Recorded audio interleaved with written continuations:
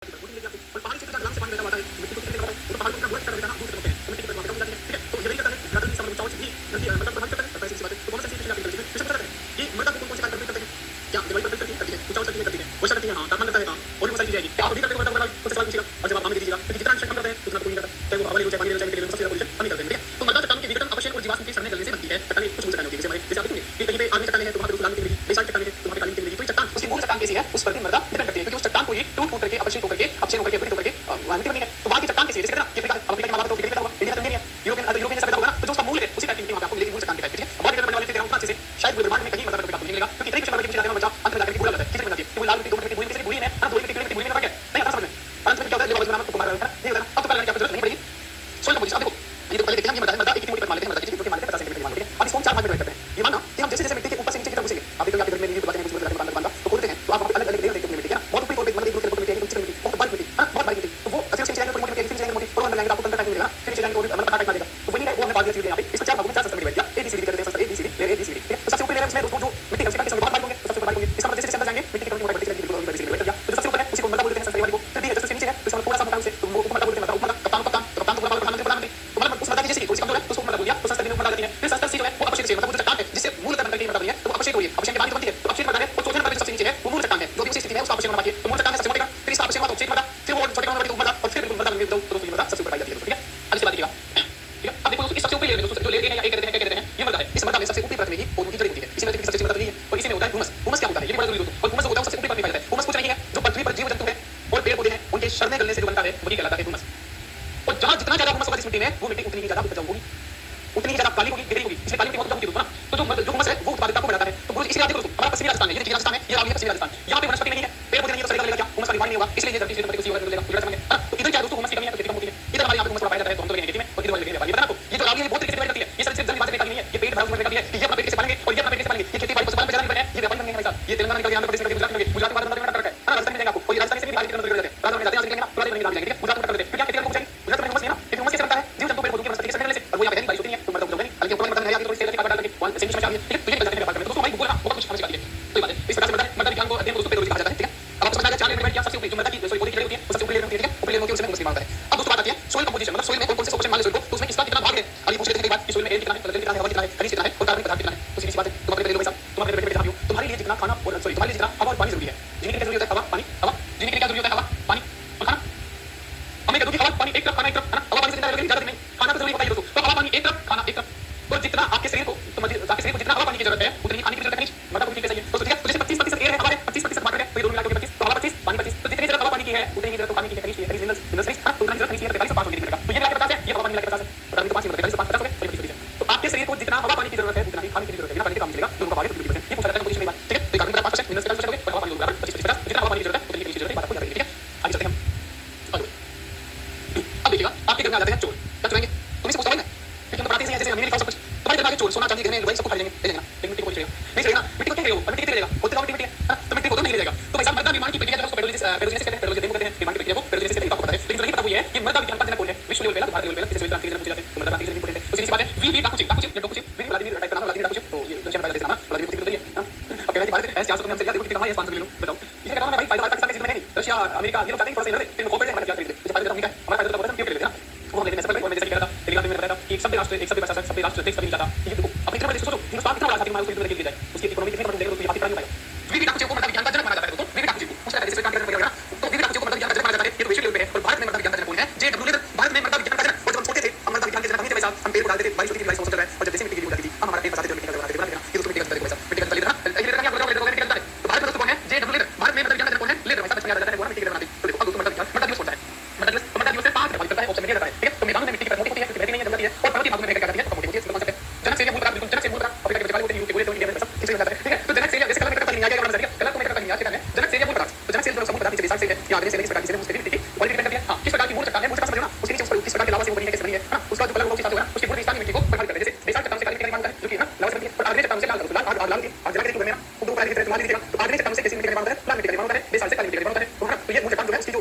मूल जनक से है उससे भी मृदा निर्माण की प्रक्रिया को प्रभावित करता है, ठीक है? इसके बाद देखो समय प्रभावित करेगा, क्या बताओ समय सबसे बड़ा विद्वान समय है, समय के बिना तो नहीं सकता है ना, तो देखो समय क्या है, समय मृदा परिचर्या की मोटाई को प्रभावित करता है, ये मृदा परिचर्या का मैं जान लेगा, इसकी मोटाई को प्रभावित करता है बिल्कुल, है ना? जितना ज्यादा समय लगेगा मृदा उतनी ही ज्यादा परिपक्व होगी, मैच्योर होगी, वैसा बिल्कुल सही बात है। अब देखो हुमस हो गया, हुमस क्या होता है, आगे पाने में उसके नहीं होगा। तो जितना ज़्यादा समय अच्छा लगेगा वो मृदा उतनी ज़्यादा परिपक्व होगी, मैच्योर होगी। जैसे हमारी क्लास की तरह जितना ज़्यादा समय लगेगा वो क्लास उतनी बेहतरीन आएगी। जैसे प्राचीन काल में कुछ बचने दरवाजे 3-4 क्लास की देर हो जाती थी, आधुनिक इतिहास में समय तो जितना ज़्यादा समय लगता है उतना अच्छा होता है। अब आप देखते हो ये चीज़ क्या हुआ है, लीजिए लोगों के लिए पहले समय मांगते हैं ना, चीज़ें मांगती है। सबसे चीज़ मांगता है ना, तुम समय दे दो तो निकल जाओगे। अब देखो प्राकृतिक वनस्पति, बोले तो जीव जंतु प्राकृतिक वनस्पति जो है वो भी करती है। तो वनस्पति की कमी या अधिक काम मिट्टी में ह्यूमस को प्रभावित करती है, पता है ना?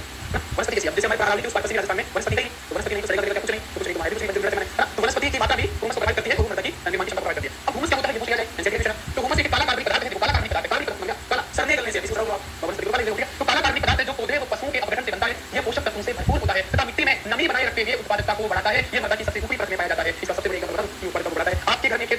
होगा, ये एक खेत है और इस खेत का ढाल से, ये खेत है, इस खेत का ढाल से बोले क्या है, इधर से नीचे इधर खाइए, इधर ऊंचा है। आप आपके खेत में जाना, कभी जाना लेवल से पूछना, अच्छे बेटा की मिट्टी, हालांकि ज्यादा बारिश हो जाएगी लेकिन ज्यादा बारिश नहीं हुई है तो मान लेना यहाँ की मिट्टी जो है, यहाँ की मिट्टी इधर वाली मिट्टी वो नीचे वाली मिट्टी ज्यादा अच्छी होगी। क्यों? क्योंकि इधर जो भी घास फूस का वनस्पति थी वो बारिश में बह करके नीचे चली जाती है। वहीं पर जो सबसे बारीक जो सबसे ऊपरी मृदा की परत होते हैं वो भी बह करके नीचे चले जाते हैं, वो यहाँ जमा हो जाते हैं। और यहाँ जमी हुई मिट्टी होती है, ये सबसे ज्यादा होती है। इसलिए किसी भी खेत में जहाँ ऐसा ढलान है वहाँ यहाँ पर पैदावार कम होती है, यहाँ पैदावार ज्यादा होती है, जिसे बोलते हैं नाडा। फिर नाडा में 40 60 पैसा बैंक है, क्यों?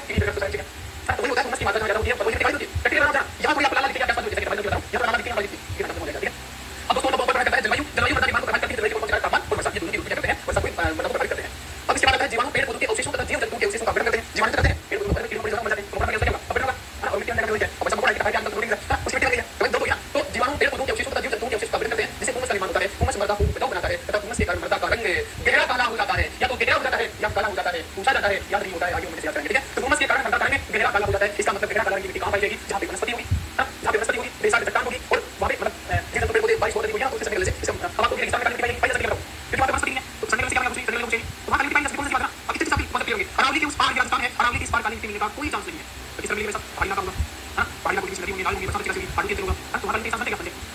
इस संजय को है वादियां है और वादियों में वनस्पति है, पेड़ पौधे हैं और हमसे सब मिट्टी खाते हैं, सब करते हैं, उनसे निर्माण करने की जाती है। इधर जो बात करते हैं हम कर रहे हैं, समझ के साथ कर रहे हैं, बाकी दुनिया में सिर्फ पीढ़ी पढ़ाई जाती है, किताबों से भाई सारे सुनना में सारे के सारे कॉपी पेस्ट चल रहे हैं। मतलब कैसे किताब निकाल लेते हैं, कैसे निकाल दो कॉपी पेस्ट पूरे हमारे पास ये किताब नहीं किताब करो, हां अच्छी किताब निकाल किताबें भी आएगी, लेकिन वो तुम तो ये सेक्शन लिख लो जब अपने बच्चे का पढ़ने की तरीके से कुछ किताब पढ़ो इन बच्चों में तो सारे सेक्शन लिख लो किसी काम नहीं पड़ता है।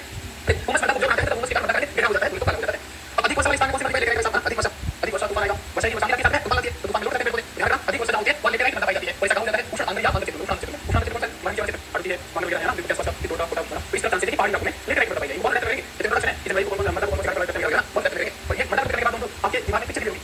आपके घूमने जाना पड़ेगा, क्या पढ़ा था हमने, है ना, सब सारा बिल्कुल, ठीक है? इसके बाद कम वर्षा शुष्क मृदा, है ना, कम वर्षा शुष्क मृदा जिसके सामने हम मानव गतिविधियां भी मृदा को प्रभावित करती है। हम सबसे बड़ी चीज है, हम क्या करते हैं, ज्यादा लगाने के लिए लाल करके, है ना, तो ऐसा होता है, होता है कि किसान है, अब छोटा किसान मान लो उससे किसी को फायदा होता है, अब फायदा करके ज्यादा से ज्यादा रेट पे होगा, मतलब तो किसान को फायदा नहीं, कुछ भी फायदा नहीं हुआ, ऐसा करते हैं, होता है ना, सबके साथ होता है। तो मानव गतिविधियां मृदा प्रभावित करती है, तो ये सोचो लोग किसी को बता देंगे तुम्हारे किसी को किसान को लाएंगे, मतलब क्यों है तो देगा। और उन्होंने सेम बात आईसीआर कहती है कि 4 बात 2 बात 1 करते हैं, जैसे कि 4 बात 2 बात किसान एन देगा, एन को तो नाइट्रोजन है, टी फास्फोरस है और के पोटेशियम है, हां तो 4 बात 2 बात देगा, ये स्टैंडर्ड बात है। हालांकि आईसीआर ने हाल फिलहाल में कह दिया है कि ये जो बात है ये सभी क्षेत्रों के लिए ठीक नहीं है, हां क्योंकि मतलब सब में ठीक है, ये किसी नहीं है, तो ये बात बोलने के लिए किसी से सकता है, आईसीआर ने हाल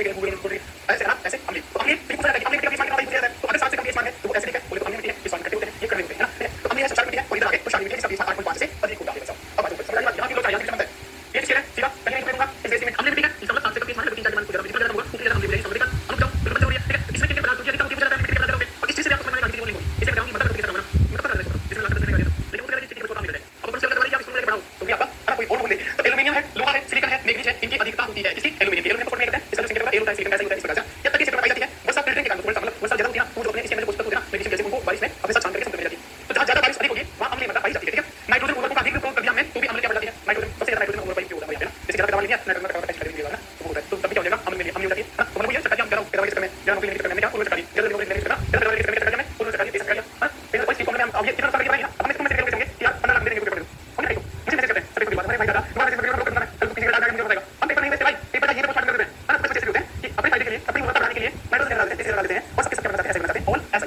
एल्युमिनियम को कहते हैं एन एल्युमिनियम का कहते हैं और सिलिकॉन का ऐसा ही है ऑल ऐसा ही हो गया, ऑल ऐसा ही क्या दिक्कत है, तो अम्लीय मिट्टी की होती है आगे सारी चीजें बताइए आपको यहां कौन सा समझ मैंने किसी का समझ नहीं आपको कितने बड़ी बात बोली ना, ठीक है। तो एल्युमिनियम ऐसा ज्यादा होता है ये दिक्कत होती है, इसमें अम्लीय में सारी सारी जैसे बताते हैं दोनों काफी सारी बताते हैं कि बता दो कौन सी करेगा कि पहले लोग लोग नाइट्रोजन हम ज्यादा देते हैं ओके ज्यादा देते हैं तो भी वो अम्लीय होती है, तो ये सब करके ये सब जो हम नाइट्रोजन देते हैं सारी ऑल ऐसे बता रहे हैं एल्युमिनियम सिलिकॉन की होती है क्या करना है आप इसको नहीं बता रहे, तो इन सब का क्या है भाई साहब जोड़ है भाई साहब अम्लीय होगी ना बहुत नुकसान कर रही है, अम्लीय होगी है इस पेड़ को लगाना चाहिए क्या किसी ने देखते हैं कोई बात किसी को नहीं बीच में चूना चूना लगाया जा रहा है, अगर इस अम्लीय से बचना है इसमें सुधार करना है तो चूना पत्थर का उपयोग करना है, चूना पत्थर का उपयोग करना चाहिए। पूछा जाता है कि किसी भी मृदा की जो है कोई मृदा अम्लीय है तो उसको उपचार करने के लिए क्या किया जाए, तो उसको चूना पत्थर से डाला जाए या लकड़ी की राख का उपयोग किया जाए, इस प्रकार से क्षार में फाड़ का जिससे फाड़ में दोस्तों मर जाते हैं वो क्या कहते हैं, तो क्षारीय मृदा है उसको उपचार किसे किया जाता है जिप्सम से, अम्लीय मृदा है उसको उपचार किसे किया जाता है चूना पत्थर से, पूछा जाता है ठीक है। साथ ही काम में हमने ये कार्बन की स्थिरता होती है सिलिकॉन और एल्युमिनियम की, अब उसको क्या बोलते हैं क्षारीय मृदा, क्षारीय मतलब क्या है 7 से ज्यादा 20 मान है स्पेस मान 8.5 से क्या इसमें क्या होता है कैल्शियम और मैग्नीशियम की उच्चता किसमें ज्यादा होगी, देखो कैल्शियम और मैग्नीशियम अच्छी चीज है तुम्हारी शरीर में मिट्टी में बोलने नहीं क्योंकि मजबूत करता है देखो तुम्हारी हड्डियों को कैल्शियम और मैग्नीशियम जरूरी है, अब आपको कैल्शियम और मैग्नीशियम की उच्चता मतलब इसमें कैल्शियम मैग्नीशियम अच्छा है सभी पहले मान लो मुझे क्या इसमें एल्युमिनियम पाया जाता है मैग्नीशियम होती है अब ये क्या बोलते हैं किसी चीज की अधिकता होती है मतलब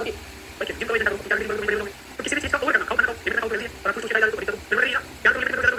तो हर चीज में होनी चाहिए, तो वहां भी क्या है कैल्शियम और मैग्नीशियम ठीक है अधिकता है तो ये हड्डियों को मजबूत करता है लिमिट है ना, लेकिन इसकी अधिकता होगी तो ढीला है तो कैल्शियम मैग्नीशियम की उच्चता और सोडियम कार्बोनेट ये लोग ज्यादा पाए जाते हैं, कैल्शियम और मैग्नीशियम की उच्चता होती है जो दोस्तों हड्डियों को कैल्शियम मैग्नीशियम मजबूत करते हैं मतलब मजबूत करते हैं अधिकता होती है ढीला करते हैं और इसीलिए इस मिट्टी को कहते हैं ऊसर रेत या कल्ला कहते हैं, ये क्या होती है तो ये किस प्रकार की मिट्टी को पाई जाती है नहर या जल वाले क्षेत्र में ज्यादा पाई जाती है, ये दोस्तों मामले में वहां पे पता चलेगा क्या सारी सारी